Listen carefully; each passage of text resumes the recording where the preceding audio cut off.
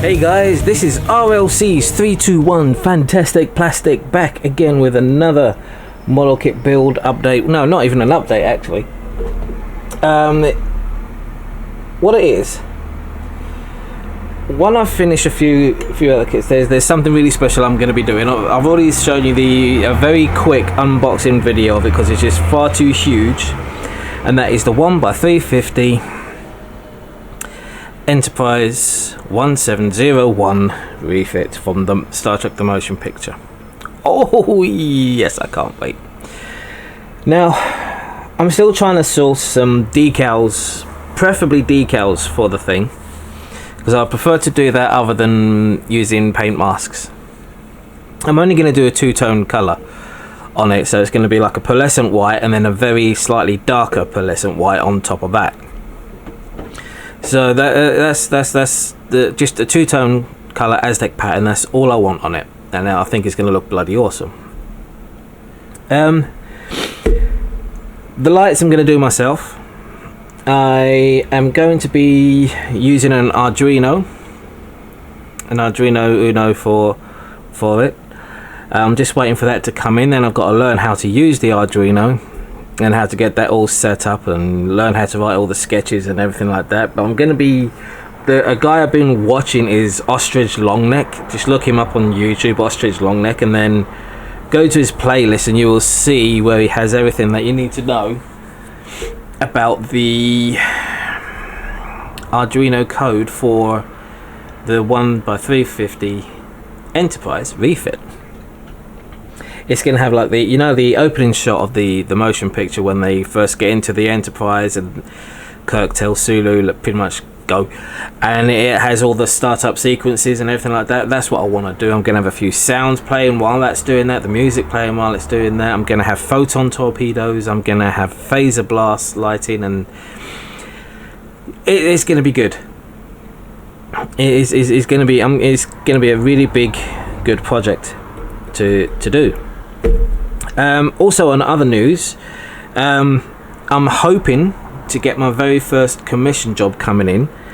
I'm going to be doing updates on that. It's a build I've already done before. It's Star Trek Voyager, but there's a few things I want to change on it. He also wants the color scheme to be a lot lighter than what mine was, and he also wants to use the photo etch parts to make it a bit more realistic as well.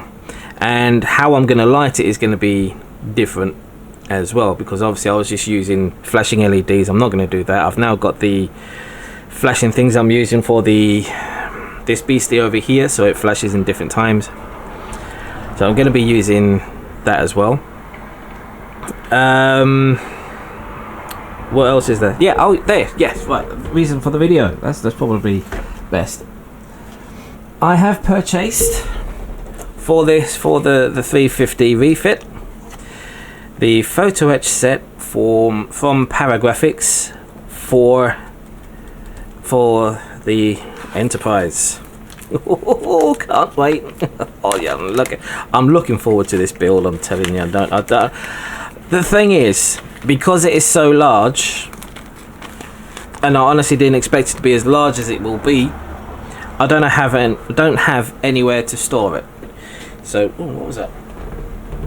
I don't know, I dropped something. What did I just drop? Oh, yeah. There we go. Right.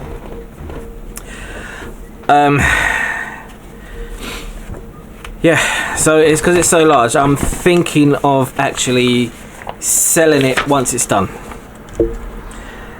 because I'm gonna have nowhere to put it basically.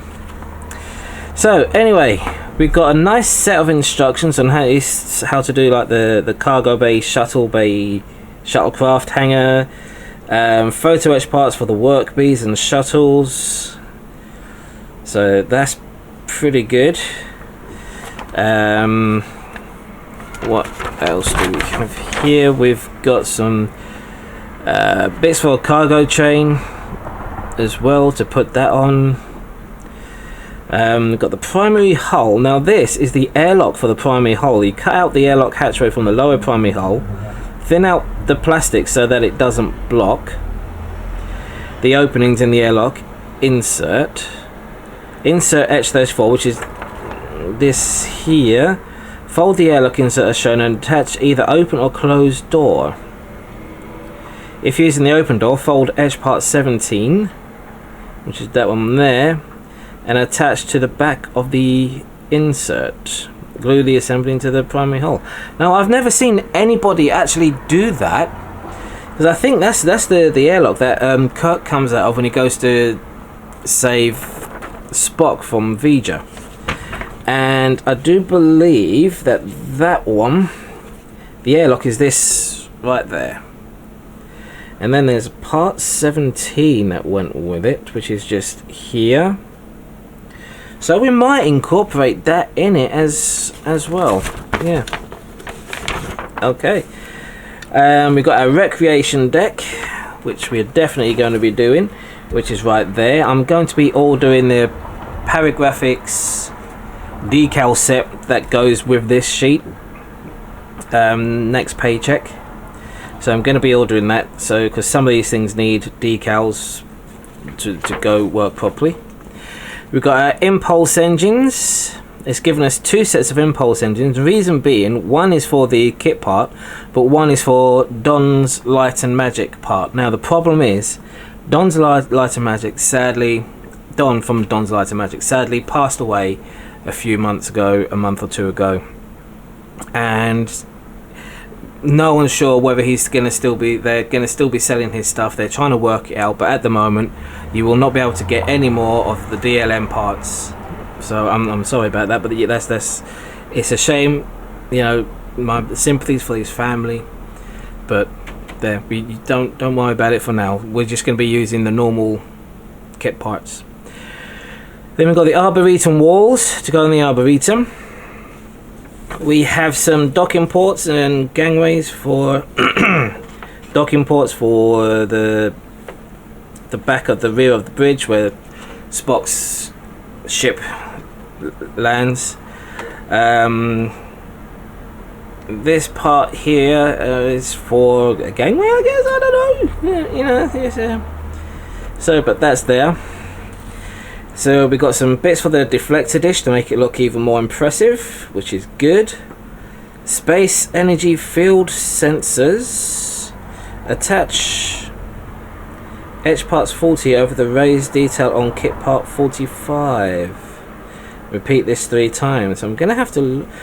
What's the part 40? What are you then? 40. 29. Where's 40? I can't see 40. Oh, there they are, right there. Okay, I don't know if you can. They're really tiny. They're there, right there. Right where my finger. Right where my finger is. Right. Okay. And then we got the shuttle bay doors again, which is optional, but we're going to have our shuttle bay doors open because we're going to have flashing lights and everything going in. We've got some window frames to put in. We've got the recreation deck windows just there. We've got the Arboretum windows, and we've got the captain's. No, I don't know what's that called. I can't remember what that's called. And then we got some detail parts for the end of the nacelles.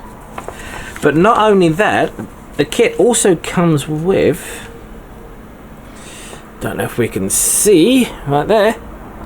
No, yep, there, right there. Peoples. There's little peoples dotted around this whole board. It's called a fret. So what we can do, we've got a couple here. Looks like a female and a male. I'm gonna try and. This is going to be very difficult because this is flat, very flat, but just like black trousers and blue, reds, yellows, tops and things like that, just to try and get different colorizations in it, just to add a bit more something, just a little bit more something here onto it. You know, I just think it's going to be good having something like that, you know, having a couples and a few people walking in the Arboretum and and in the cargo area and have these just sitting there. I think it's going to be, it gives a bit of character, I think. I mean, I was thinking of purchasing some 350 scale figures to put in it, but I think that might be going a bit too overboard. But I've got perfectly good things I can use here. So these are some of the fencings on the shuttle bay. These are for the shuttle bays as well, to make it larger. There's we've already discussed that. This is other bits for the shuttle bay. These bits I have no idea what 22 and 23 are for. These are some more pieces of the shuttle bay. These are your oh, what's it called? Airlock thingamabobbies. Here is the part for the shuttle, the impulse engines right there. No idea what this pit is for yet either. Here are some worker bee things, and with little teeny tiny claws which you have to move upwards, and oh, it's going to be fun trying to do all that with this tiny Photoetch part.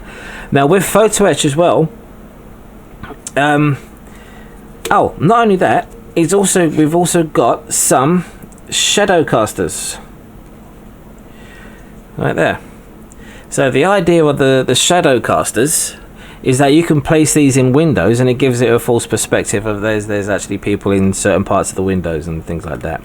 At least I think that's what it is. Shadow casters. You have to provide the appearance of depth. Glue some of the silhouettes on the inside of the kit's clear windows using micro crystal clear or white glue. So yeah, it just gives it the effect that there's people inside there. So I'm going to use some of those as well. I mean, why not? It's there, use it. Now, Photoetch. When we go into doing this, one of the things I'm going to be doing, I don't have a flame, but you need to anneal this, because this is very, very springy. And when you're cutting into these pieces, it's going to spring, and then the carpet monster is going to eat it. I haven't got, what's it called?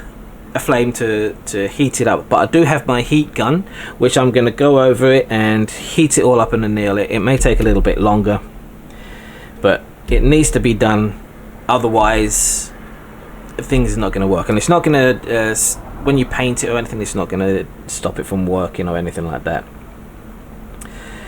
So anyway, that is the Paragraphix Photoetch set for the 1350 Refit Enterprise. So I'm just going to bring it up close to the camera so you can see some of the nice detail that's in there. Excuse the light, I can't do much about that.